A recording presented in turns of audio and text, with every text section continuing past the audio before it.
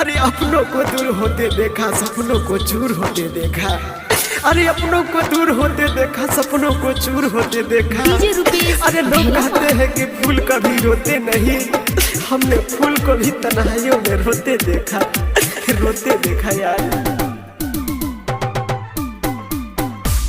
जन छोड़ी गइलू, दिल तोड़ी गइलू, हमारा प्यार में पानी फेरी गइलू। जन छोड़ी गइलू, दिल तोड़ी गइलू, हमारा प्यार में पानी फेरी गइलू।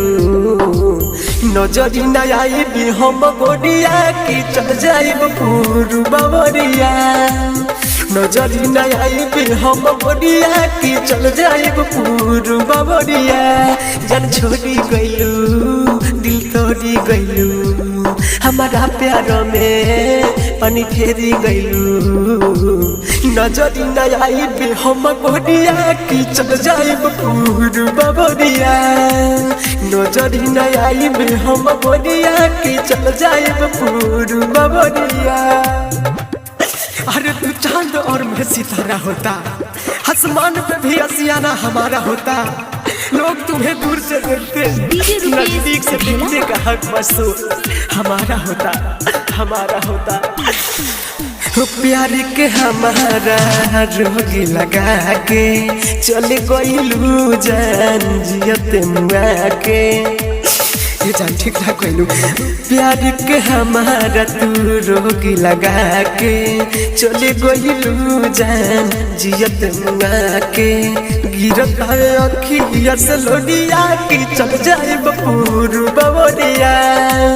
नजरी न आई भी हम गोरिया की चल जाइब पूरू बावरिया। हर दुनिया प्यार करती है बड़े जोर के साथ, हमने भी किया था बड़े शोर के साथ। अब ना करेंगे, करेंगे भी तो बड़े गौर के साथ, क्योंकि कल हमने उन्हें देखा था किसी और के साथ, किसी और के साथ देखा था यार। राइटर चंदन गुडू गूगल रहेले हरदम प्यार में डूबा। राइटर चंदन गुडू गूगल रहेले हरदम प्यार में डूबल।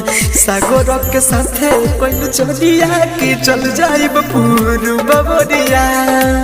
नजरी न आई भी हम गोरिया कि चल जाइब पूरू बावरिया।